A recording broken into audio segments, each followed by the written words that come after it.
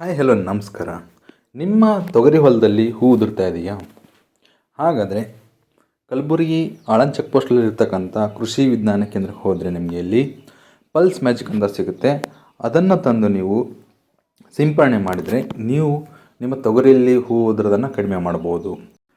Pulse magic spray ಮಾಡೋದ್ರಿಂದ ಹೂ ಉದುರೋದನ್ನು ತಡೆಗಟ್ಟೋದಲ್ಲದೆ ನಿಮ್ಮ ತೊಗರಿ ಕಾಳಿನ ಸೈಜ್ ಸಹ ಹೆಚ್ಚು ಮಾಡುತ್ತೆ, ಅಂದರೆ ಕಾಳನ್ನು ದಪ್ಪಾಗಿ ಮಾಡುತ್ತೆ.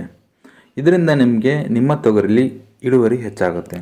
ಪಲ್ಸ್ ಮ್ಯಾಜಿಕನ್ನು ಯಾವಾಗ ಸ್ಪ್ರೇ ಮಾಡಬೇಕಂದ್ರೆ ಬೆಳಿಗ್ಗೆ 8 ಗಂಟೆಯಿಂದ 10 ಗಂಟೆ ಒಳಗಡೆ ಮತ್ತು ಸಾಯಂಕಾಲ 4 ಗಂಟೆಯಿಂದ 6 ಗಂಟೆ ಒಳಗಡೆ ನೀವು ಸ್ಪ್ರೇ ಮಾಡಬೇಕು.